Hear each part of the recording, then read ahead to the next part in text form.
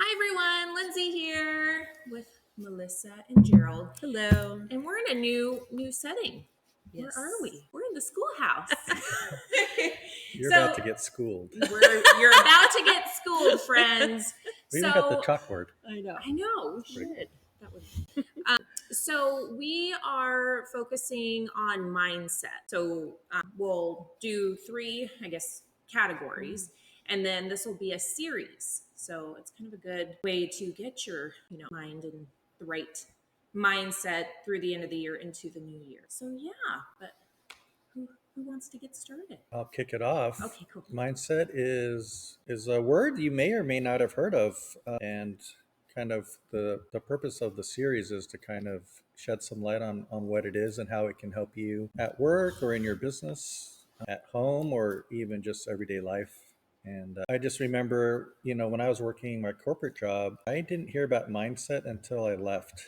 And when I joined Keller Williams, they had a really great training program which talked all about mindset, and a lot of the things that are talked in the book. The one thing also talks about mindset as well. And I feel like I missed out a lot on using mindset and all the tips and tricks during those corporate years that hopefully we can shed some light on today, and this will help you guys with what you're up to. So what I'll start out with is having a good morning routine, and I think you can go as crazy with your morning or as chill with your morning as you want. I'm more on the chill side. I'm not waking up at 5 a.m. I'm not This driving one, maybe. to the gym.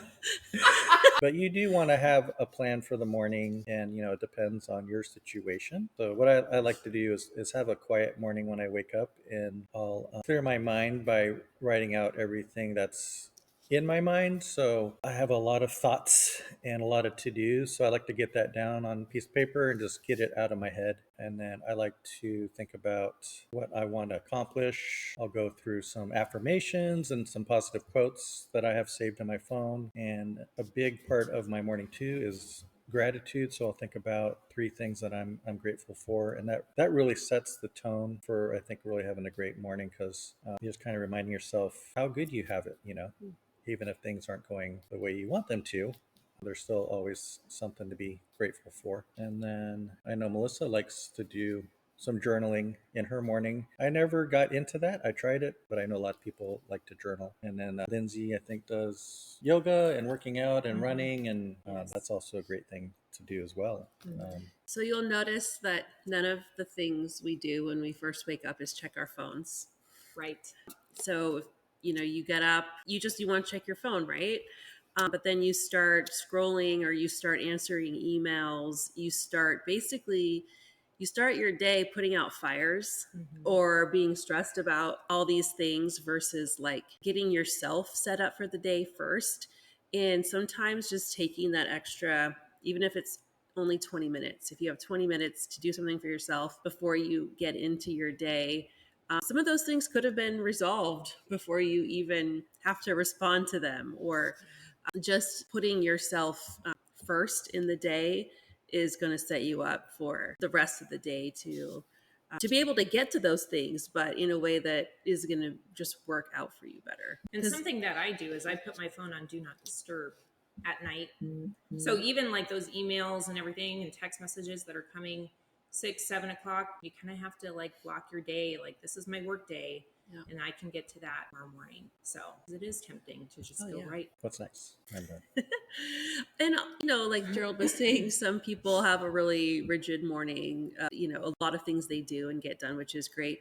If you don't have a lot of time, even just starting with like 5 minutes or 10 minutes, and then building from there. So it's all like, I can't do what Lindsey does in the morning, but maybe I can do that 2 days a week.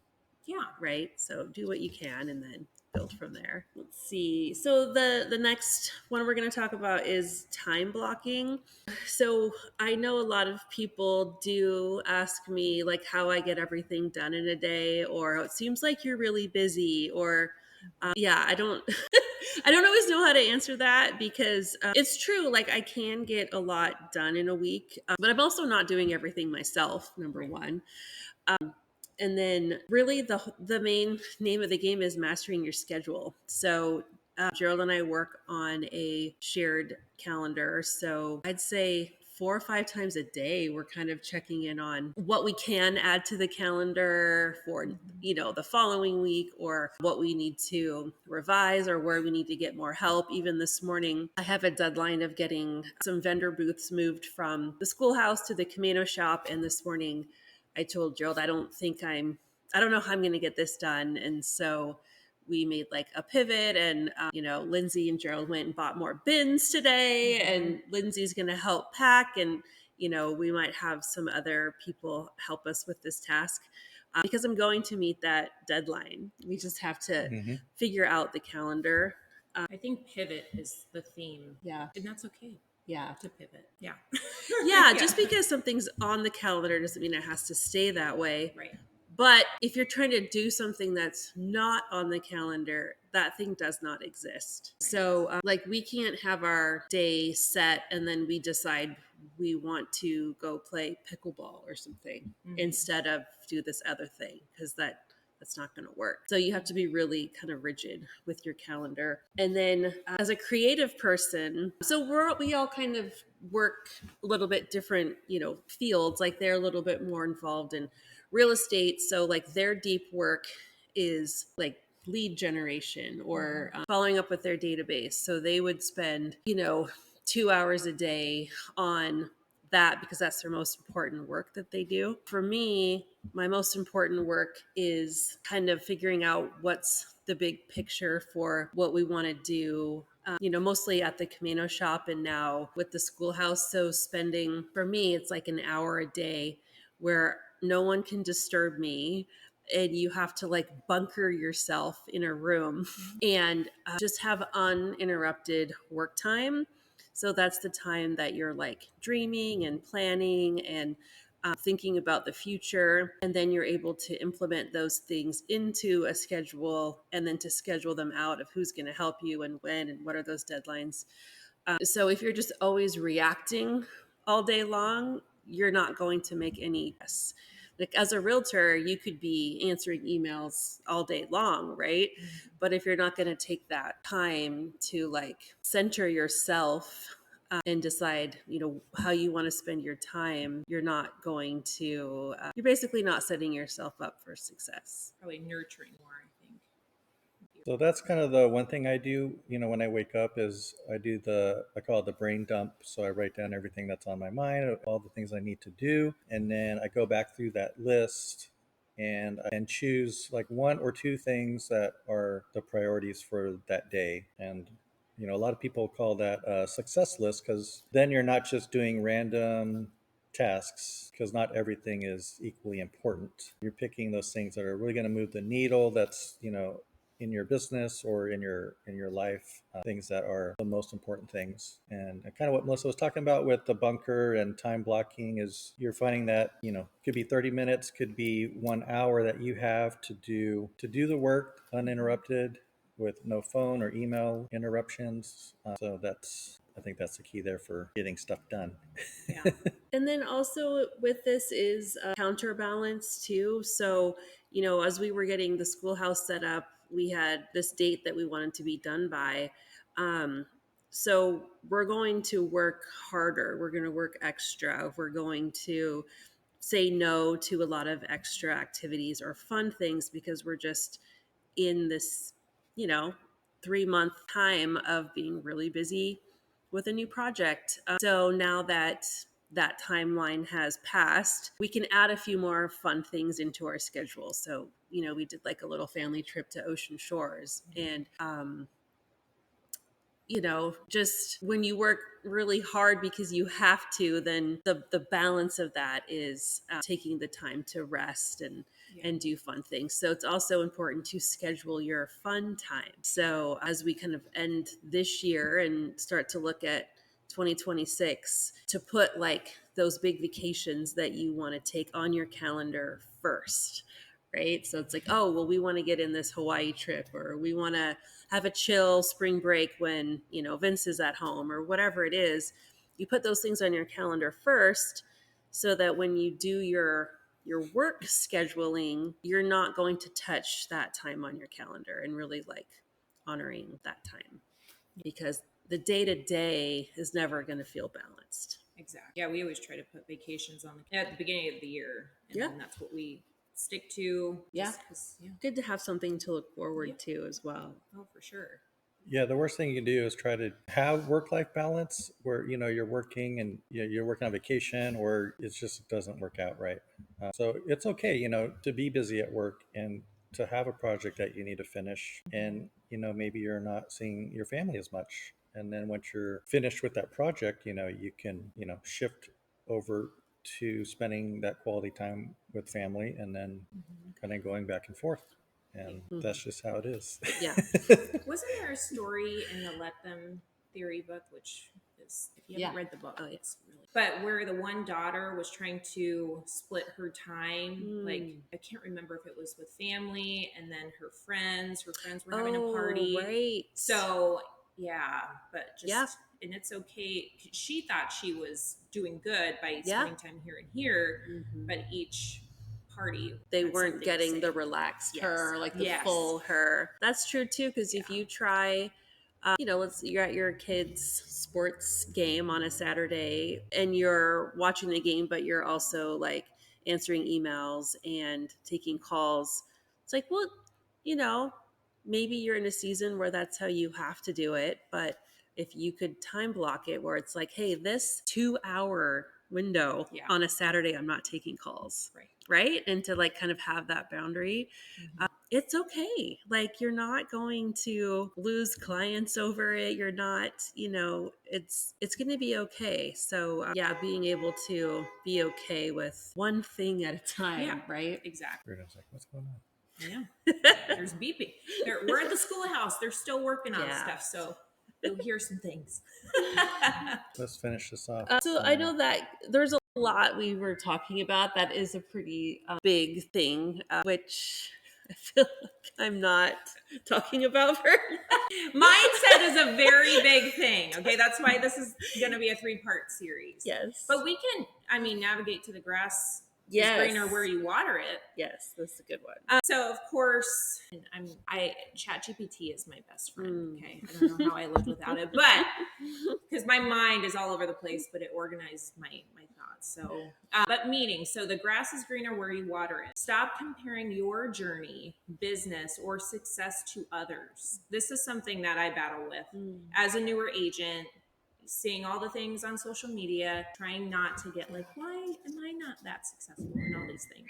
Growth happens when you invest time, energy, and care into your own relationships, leads, and goals. So, that just says enough there. And of course, on the real estate side of things, instead of wondering why someone else is closing more deals, ask yourself, am I nurturing my own database? Am I following up? Am I showing up consistently? So just taking it back and realizing, okay, how am I able, because you're your own, competition, right? That's how I try to view it.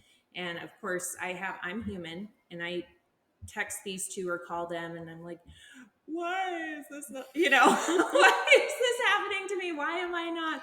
And, Melissa and Gerald remind me all the time, like, again, not to put it on the current state of everything, but it is kind of a tough time, in real estate specifically.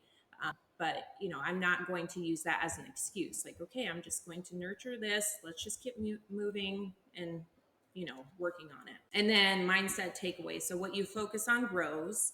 Pour into your own business, your clients, and your mindset, and watch your lawn thrive. So not giving up, not canceling, just keep on going.